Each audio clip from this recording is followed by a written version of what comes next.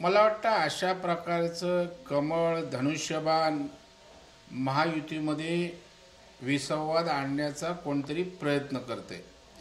कारण शेवटी धनुष्य असेल, कमळ असेल, घड्याळ असेल, आम्ही महायुती म्हणून सारे पक्ष एकत्रितपणे पुन्हा एकदा मोदी साहेबांना या देशाचे पंतप्रधान करण्यासाठी एकत्रित आलेलो आहोत।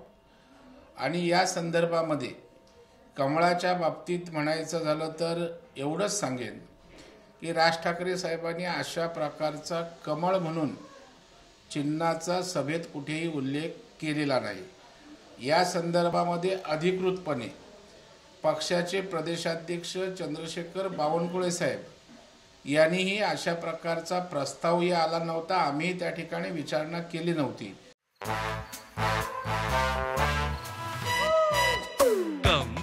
Come, my love, please don't say no, baby. Come, my love. V-Guard के air coolers extra large cooling pads के साथ जो अच्छों को ठंडा करे। V-Guard air coolers, long lasting cooling.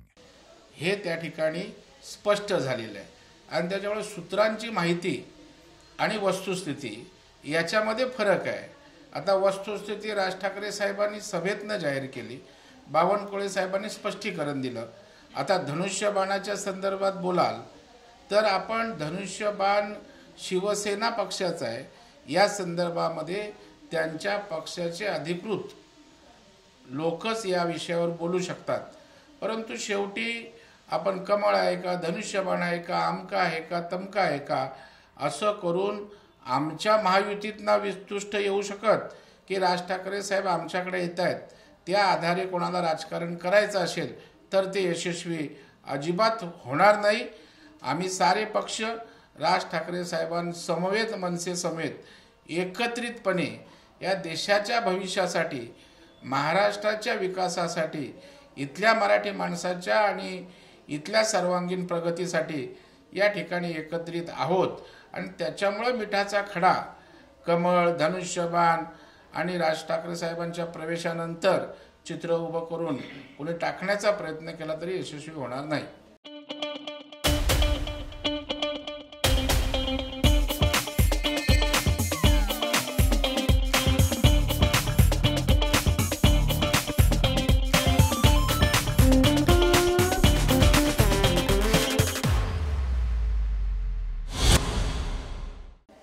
सूत्रांचं म्हणतात तर सूत्रांची अशी माहिती सुद्धा आहे की ताज लँड्समध्ये जी बैठक बोलणी होती ती फिसकटली होती। मनसे उमेदवारांनी धनुष्य बाणावर लढावा हा प्रस्ताव होता असं म्हटलं जातं। शिंदे साहेब जे होते ते धनुष्य बाणावर लढण्यासाठी आग्रही होते अशीही सूत्रांची माहिती आहे। पण इंजन सोडून दुसऱ्या चिन्हावर लढू नये यावर राज ठाकरे ठाम होते असं। इंजिन सोडून दुसऱ्या चिन्हावर लढणार नाही हे ठाम होते याचं स्पष्टीकरण स्वतःच त्यांनी कालच्या जाहीर सभेतनं दिलेलं आहे। आता आपण धनुष्यबाणाचं मला विचारताय, मी काय एकनाथ शिंदे साहेबांच्या शिवसेनेचा प्रवक्ता नाही, त्याच्यामुळं तिथे काय झालं एकतर शिंदे साहेब सांगू शकतील किंवा त्या ठिकाणी त्यांचा अधिकृत प्रवक्ता नेता या विषयावर बोलू शकेल। परंतु मला वाटतं की हा विषय राजकारणाचा नाही आहे, त्यामुळं आत्ता विरोधी पक्षाच्या पोटामध्ये दुखायला लागले। कारण राज ठाकरे साहेब आल्यानं आपलं उरलं सुरलं अस्तित्वसुद्धा त्या ठिकाणी संपतंय की काय या भीतीतनं अशा प्रकारचं परसेप्शन क्रिएट करून काही गोंधळ निर्माण होतोय का, विसंवाद निर्माण होतोय का, अशा प्रकारचा केविलवाना प्रयत्न कोणाच्या तरी खांद्यावर बंदूक ठेवून करण्याचा प्रयत्न आहे। सर एक शेवटचा प्रश्न की राजसाहेबांनी बिनसर समर्थन दिलं, त्याचं देखील राजकारण केलं जातं। संजय राऊत काय बोलले माहीत असेल आपल्याला? नाही, संजय राऊत साहेब राजकारण करण्यापलीकडे काही करू शकत नाहीत।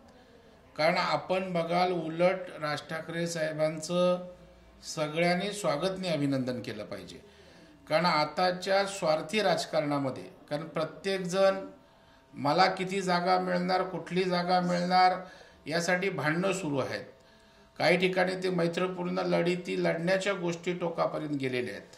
आणि अशा परिस्थितीमध्ये जर आपली भावना स्पष्ट आहे, उद्देश देशहिताचा आहे, महाराष्ट्र हिताचा आहे, तर मला जागा नकोत, मला त्या ठिकाणी राज्यसभा नको, विधान परिषद नको, अशा प्रकारचं सांगण्याचं धाडस राज ठाकरे साहेब करतात हा एक आदर्श आहे, हा त्यांच्या मनाचा मोठेपणा आहे की जर मला देशहित महत्त्वाचं आहे, देशाच्या तरुणांची मी चिंता करतो, महाराष्ट्राच्या हिताचा मी विचार करतो आणि जर मोदी साहेबांच्या हातून ते घडेल असं दिसतंय तर विना अट विना शर्त मी आपल्या पाठीशी आहे, हे मला वाटतं मोठेपणाचं, त्यांच्या मनाचा मोठेपणा आहे असं म्हटलं तर वावगं ठरणार नाही.